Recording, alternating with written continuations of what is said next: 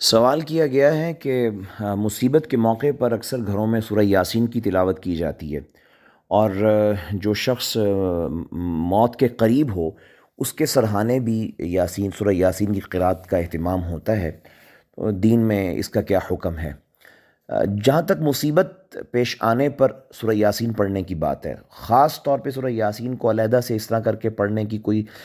سنت سے ہمیں باقاعدہ حدیث تو نہیں ملتی، لیکن ممنوع نہیں ہے بالکل بھی قرآن مجید سے فائدہ اٹھانا اور قرآن مجید کو مصیبت کے موقعوں پہ پڑھنا، اور اس کے پڑھنے کو اللہ تبارک و تعالیٰ کی رحمتوں کا وسیلہ اور ذریعہ بنانا، یہ بالکل صحیح ہے، اس میں کوئی حرج کی بات نہیں۔ رسول اللہ صلی اللہ علیہ وسلم قرآن کی تلاوت کیا کرتے تھے، اور آپ جب خاص طور پہ اذا حضب امر فصلی، حدیث میں آتا ہے کہ جب آپ کسی پریشانی کی حالت میں ہوتے تو آپ نماز پڑھا کرتے تھے، اور نماز میں سکون یہ ہوتا تھا کہ ایک تو اللہ سے التجائیں ہوتی تھیں اور دعائیں اور اذکار ہوتے تھے، اور دوسرا قرآن کی تلاوت ہوتی تھی۔ حضور کی نماز میں قرآن کی تلاوت کا ایک بڑا حصہ ہوتا تھا۔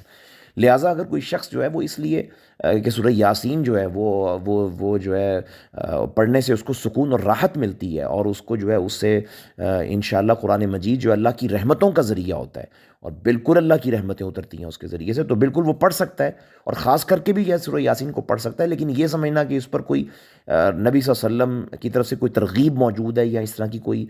روایت موجود ہے جو حضور کا بیان ہے، تو وہ ہمارے علم میں نہیں ہے، ایسی کوئی حدیث موجود نہیں ہے۔ لیکن یہ کہ اس کو کیا جا سکتا ہے، لیکن اس کے لیے یہ تصور ہونا ضروری ہے کہ قرآن مجید سے ہمارے تعلق کی نوعیت کیا ہے۔ قرآن کو اپنے لیے ہدایت سمجھنا چاہیے، اور قرآن مجید کو اللہ کی رحمتوں کا ذریعہ سمجھنا چاہیے، اور سارے کے سارے قرآن کو سمجھنا چاہیے۔ اس میں آپ کی توجہ اور آپ کی دلچسپی سورہ یاسین میں ہے تو ٹھیک ہے، اچھی بات ہے، سورہ رحمان میں اچھی بات ہے، سورہ بقرہ میں اچھی بات ہے، لیکن پورے قرآن کو اللہ کی رسی سمجھنا، اور اللہ کے قرب کا ذریعہ اور وسیلہ سمجھنا، اور اس کو اللہ کی رحمتوں کے نزول کا سبب سمجھنا، یہ جو تصور ہے یہ ذرا آپ کے ذہن میں واضح ہونا چاہیے، پھر آپ اس کو بالکل اس کو اختیار کر سکتے ہیں۔ دوسری بات جو کی گئی ہے کہ کوئی ایسا شخص ہے جو مرنے کے قریب ہے، تو مرنے کے جو قریب شخص ہے اس کے پاس بھی سورہ یاسین پڑھی جا سکتی ہے، اس کے سرہانے بیٹھ کے اس کو پڑھا جا سکتا ہے۔ وہ روایت جو ابو داؤد شریف کے اندر موجود ہے، اگرچہ اس کی سند وغیرہ ضعیف ہے، وہ روایت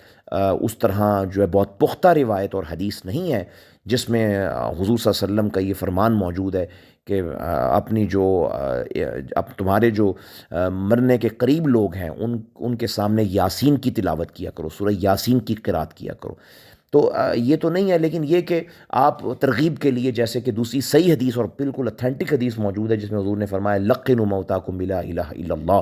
کہ تمہارے جو وہ لوگ ہیں جو موت کے منہ میں جا رہے ہیں ان کو لا الہ الا اللہ کی تلقین کرو، کیونکہ اور حدیث میں آتا ہے، وہ بھی بالکل اتھینٹک روایت ہے جس میں یہ آتا ہے کہ جس آدمی کا اس دنیا سے رخصت ہوتے ہوئے آخری کلام جو ہے وہ لا الہ الا اللہ ہو گیا، یہاں سے اس کی آنکھیں بند ہوں گی، وہاں اس کو جنت کا داخلہ مل جائے گا۔ تو یہ بہت اہم ہوتا ہے کہ ترغیب دلائی جائے۔ تو اگر کوئی آدمی جو ہے وہ نزع کے عالم میں ہے اور آخری وقت میں ہے اور بالکل موت اس کے اوپر حاضر ہونے والی ہے، تو آپ اس موقع پر اگر قرآن کی تلاوت کریں گے، سورہ یاسین پڑھیں گے، یا کوئی بھی اس کا مقام پڑھتے ہیں آپ، اس سے ظاہر ہے کہ اس کو اطمینان ملے گا، اس کی روح کو جو ہے وہ تازگی نصیب ہوگی، اور اس طریقے سے وہ انشاءاللہ اس کو نفع بھی پہنچے گا، اس کے سماع کرنے سے اس کو نفع پہنچے گا، اور اس کو یہ ترغیب بھی ملے گی کہ اس نے اللہ کو یاد کرنا ہے۔ جب وہ یاد کرے گا تو انشاءاللہ اس کو تلقین بھی ہو جائے گی کہ وہ لا الہ الا اللہ کہے، اور ہو سکتا ہے کہ اللہ اس کو یہ مقام عطا فرما دیں کہ وہ لا الہ الا اللہ کہتے ہوئے اس دنیا سے رخصت ہو جائے۔